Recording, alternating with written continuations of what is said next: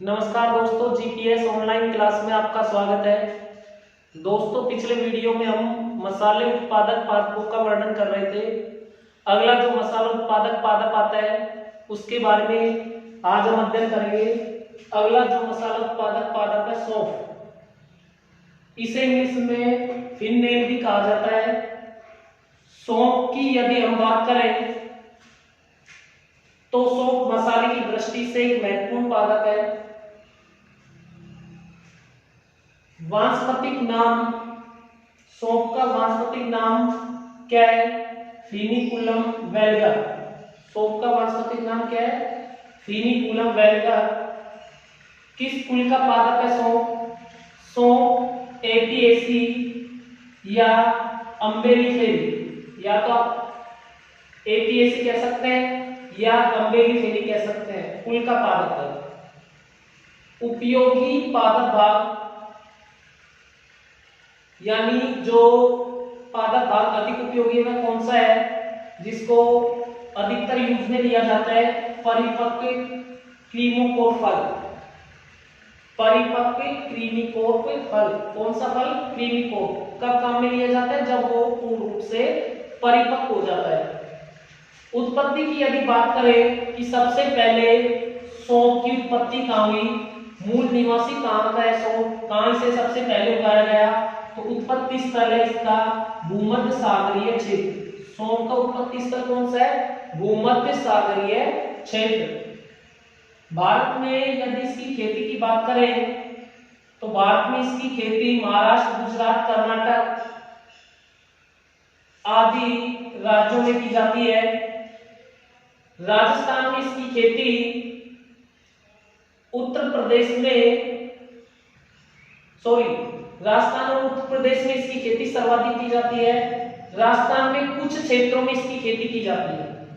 भाई खेती की यदि हम बात करें, भारत में इसकी खेती महाराष्ट्र, गुजरात, राजस्थान, उत्तर प्रदेश आदि राज्यों में की जाती है। राजस्थान में और उत्तर प्रदेश में यदि इसकी खेती की बात करें तो राजस्थान और उत्तर प्रदेश के कई जिलों में इसकी सामान्य रूप से खेती की जाती है। पादप, सौंफ का पादप कैसा होता है? किन गुणों वाला होता है? पादप लंबा होता है, शाखित होता है। शाखित यानी जो मुख्य तना है उससे अन्य शाखाएं निकली हुई होती हैं। ऐसा पादप जिसमें मुख्य तने से अन्य शाखाएं निकली हुई होती हैं शाखित पादप कहलाता है। पादप कैसा होता है? लंबा होता है, शाखित होता है, शाख या अर्धछूत होता है। शाख या अर्धछूत अर्थात जो तना होता है वो कोमल हरे रंग का, कोमल हरे रंग का होता है। कैसे होता है? कोमल हरे रंग का। शाख या अर्धछूत अर्थात शाख कोमल तने और अर्धछूत झाड़ियों के बीच वाली अवस्था होती है। जो पौधा होता है उसमें कुछ गुण झाड़ियों से मिलते हैं जबकि कुछ गुण शाख से मिलते हैं। तो पौधा शाख या अर्धछूत जैसा होता है। पर्णधार चौड़ा होता है, जहां से पत्तियां निकलती हैं, पत्तियां जिस स्थान से निकलती है वह भाग चौड़ा होता है और चौड़ा होने के बाद पत्तियां हैं वो कई खंडों में विभाजित हो जाती है। यानी ये भाग चौड़ा होता है और इस भाग से ऊपर जब पत्ती निकलती है तो कई भागों में विभाजित हो जाती है। इसमें लिखा है पादप लंबा होता है, शाखित होता है, शाख या अर्धछूत होता है, पर्णधार चौड़े होते हैं अर्थात जहां पर सभी पर्णें एक साथ जुड़ी हुई होती हैं पर्णधार कहलाता है। और पर्णधार कैसा होता है? चौड़ा होता है। कैसा होता है? चौड़ा होता है, परंतु पर्ण संकरे खंडों में विभाजित होती है। पर्णधार चौड़ा होता है लेकिन जब पर्ण को देखें हम तो पर्ण है वो कई भागों में विभाजित हो जाते हैं। बिल्कुल पतले लंबी बेलनाकार धागेनुमा संरचना के रूप में पर्ण पाए जाते हैं। पुष्प क्रम की यदि बात करें, पुष्प क्रम छत्रकनुमा होता है। पुष्प क्रम कैसा होता है? छत्रकनुमा अर्थात इस भाग में सौंफ लगी हुई होती है, आपस में एक दूसरे से सौंफ जुड़ी हुई होती है। तो कैसा होता है, छत्रकनुमा, यानी एक छाते जैसी स्थिति निर्मित हो जाती है। इस भाग में क्या लगी हुई होती है, सौंफ लगी हुई होती है। तो पुष्पक्रम छत्रक जैसा होता है, पुष्प छोटे छोटे पीले रंग के होते हैं। इस छत्रकनुमा संरचना में जो पुष्प होते हैं वो छोटे छोटे पीले रंग के होते हैं। ये जो पुष्प होता है, प्रत्येक पुष्प छोटा छोटा पीले रंग का होता है। फल की यदि हम बात करें तो फल अंडाकार होता है। सौंफ का जो फल होता है अंडाकार होता है या बेलनाकार भी कह सकते हैं। हरे रंग का धारीदार सतह वाला होता है। जो फल होता है हरे रंग का होता है और फल के ऊपर धारीदार सतह पाई जाती है। धारीदार सतह वाला होता है क्रीमोकोर्प। फल को क्या कहा जाता है, क्रीमोकोर्प होता है। वापस देखेंगे एक बार, फल अंडाकार होता है, हरे रंग का धारीदार सतह वाला होता है और ऐसे फल को क्रीमोकार कहा जाता है। क्या कहा जाता है, क्रीमोकार। फलों में गंध, वैसे हम बात करें कि फल में प्रत्येक जो सौंफ का बीज है वो इस छत्रक में जुड़ा हुआ होता है, यानी पुष्पक्रम संयुक्त होता है, जिसके कारण जो बीज बनते हैं वो भी इस छत्रक पर संयुक्त रूप से जुड़े हुए होते हैं। फलों में विशेष प्रकार की गंध आती है। उस गंध के लिए महत्वपूर्ण घटक क्या है, फलों में गंध एनीथोल व फेनचोल के कारण आती है। फलों में गंध आने का मुख्य घटक क्या है, एनीथोल व फेनचोल गंध का मुख्य घटक है, जिसके कारण फलों से गंध आती रहती है।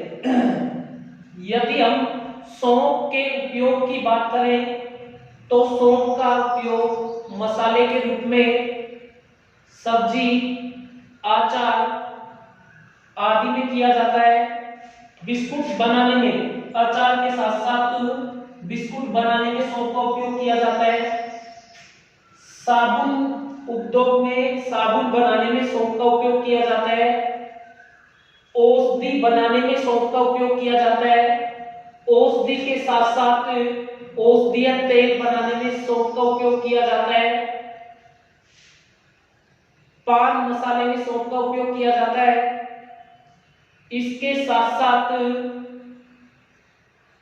मुंह को फ्रेश करने के लिए, दुर्गंध युक्त करने के लिए, जीवाणु मुंह में उपस्थित जीवाणु का नाश करने के लिए भी सौंफ को खाया जाता है। इसके फलों को चबाने से गठिया, जो जोड़ों का दर्द होता है, वह आफरा आदि ठीक हो जाते हैं। यदि सौंफ के फलों को चबाया जाए तो गठिया रोग, आफरा रोग आदि ठीक हो जाते हैं। विशेष प्रकार की पेट से संबंधित जो बीमारी होती है उनको ठीक करने के लिए भी सौंफ को चबाया जाता है। सौंफ से अगला जो मसाला उत्पादक पादप आता है धनिया। धनिया का भी मसालों में अपना एक महत्व होता है। धनिये का उपयोग साबुत हरी पत्तियों के रूप में व सूखे बीज के रूप में किया जाता है। अर्थात धनिये की हरी पत्तियां व साबुत सूखा हुआ धनिया अर्थात साबुत धनिये का बीज, दोनों को मसाले के रूप में उपयोग में लिया जाता है। वानस्पतिक नाम की यदि हम बात करें तो धनिये का वानस्पतिक नाम कोरिएंड्रम सैटाइवम। धनिये का वानस्पतिक नाम क्या है, कोरिएंड्रम सैटाइवम। कुल धनिये का जो कुल है एपिएसी अम्बेलिफेरी। ठीक जो सौंफ का कुल है वही कुल धनिये का है। सौंफ का कुल भी एपिएसी या अम्बेलिफेरी और वही कुल धनिये का एपिएसी या अम्बेलिफेरी। उपयोगी पादप भाग की यदि हम बात करें तो परिपक्व क्रीमोकोर फल, इसके फल को भी क्रीमोकोर प्रकार का फल कहा जाता है। परिपक्व फल मसाले के उपयोग में लिया जाता है। परिपक्व फल को साबुत या पीसकर पाउडर बना लिया जाता है। साबुत या पाउडर के रूप में धनिये के बीज का उपयोग किया जाता है, अर्थात फल का उपयोग किया जाता है। जबकि हरी पत्तियों को सब्जी, चटनी, सॉस आदि में काम में लिया जाता है। तो उपयोगी पादप भाग क्या हुआ, परिपक्व क्रीमोफोर फल और पत्तियां। पत्तियां ताजा हरी पत्तियां काम में लेते हैं, ताजा हरी पत्तियां उपयोग में ली जाती हैं। उत्पत्ति की हम बात करें तो इसका उत्पत्ति स्थल है भूमध्य सागरीय क्षेत्र। जो उत्पत्ति स्थल सौंफ का है वही उत्पत्ति स्थल धनिया का है। तो कुल उपयोगी पादप भाग और उत्पत्ति स्थल तीनों धनिया व सौंफ के समान है। सौंफ का उत्पत्ति स्थल भी भूमध्यसागरीय क्षेत्र है, धनिया का उत्पत्ति स्थल भी भूमध्यसागरीय क्षेत्र है। सौंफ का उपयोगी पादप भाग परिपक्व क्रीमोफोर फल है, उधर भी और धनिया का भी, दोनों का उपयोगी पादप भाग यानी सौंफ और धनिया दोनों का उपयोगी पादप भाग परिपक्व क्रीमोफोर फल है। और कुल की यदि बात करें तो सौंफ और धनिया दोनों का कुल समान है, एपिएसिया अम्बेलिफेरी। ठीक है, अब हम बात करते हैं भारत में राजस्थान, कर्नाटक, तमिलनाडु व राजस्थान में इसकी खेती की जाती है। यदि हम राजस्थान की बात करें तो राजस्थान में 12, कोटा आदि जिलों में इसकी सर्वाधिक खेती की जाती है।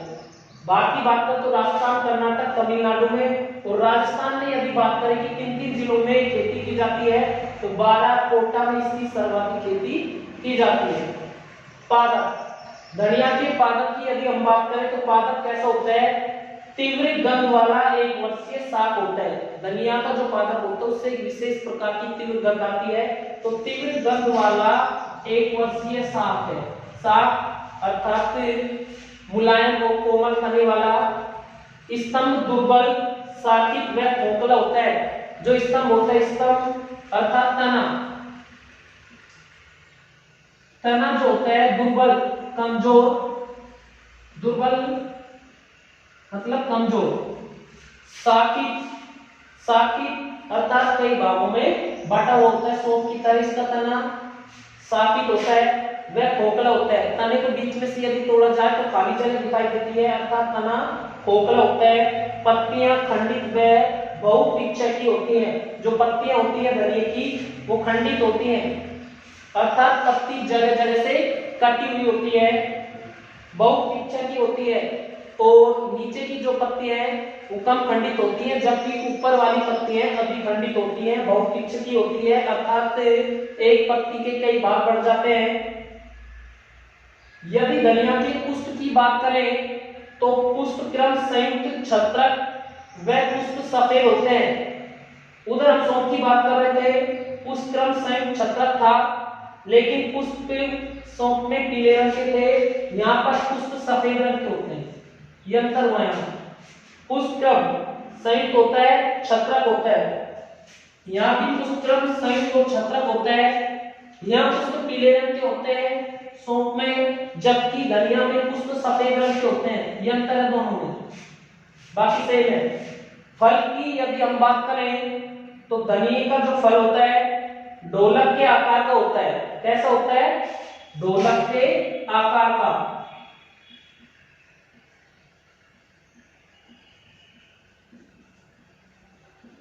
कैसा होता है धनिया का फल, ढोलक के आकार का, दीर्घवृत्त क्रीमोफोर। फल को वही क्रीमोफोर कहा जाएगा सौंफ की तरह।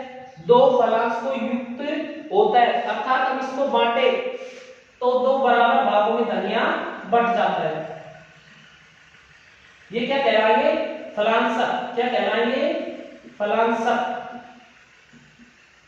अर्थात धनिया को यदि थोड़ा दबाया जाए, थोड़ा दाब डाला जाए इसके ऊपर तो 2 बराबर भागों में बढ़ जाता है, तो 2 फलांश को युक्त होता है। दोनों भाग एक दूसरे से जुड़े हुए होते हैं। फलों में सैगंध तेल कोरिएंड्रोल होता है। फलों में जो सैगंध तेल उपस्थित होता है वो क्या है, कोरिएंड्रोल। यदि हम उपयोग की बात करें तो धनिया का चूर्ण जो परिपक्व फल होता है उसको सुखाकर फलों का चूर्ण बनाया जाता है, चूर्ण को मसाले के रूप में काम में ले सकते हैं या काम में लिया जाता है। इसके साथ साथ बात भर गैस की समस्या दूर करने के लिए, गैस की समस्या दूर करने के लिए धनिया को काम में लिया जाता है। धनिया हृदय को बल प्रदान करता है, जितना अधिक धनिया खाएंगे हृदय उतना मजबूत होता है, हृदय को बल प्रदान करता है धनिया। इसके अतिरिक्त इसकी हरी पत्तियों को व सूखे पाउडर को दोनों को सब्जी में काम में लिया जाता है, कढ़ी में काम में लिया जाता है, चाट में काम में लिया जाता है आदि भिन्न भिन्न खाद्य पदार्थों में स्वादिष्ट बनाने के लिए, उनके स्वाद को बढ़ाने के लिए धनिया का उपयोग किया जाता है। दोस्तों आज के वीडियो में इतना ही। यदि आपको हमारा यह वीडियो अच्छा लगा तो हमारे YouTube चैनल को सब्सक्राइब करना न भूलें। धन्यवाद।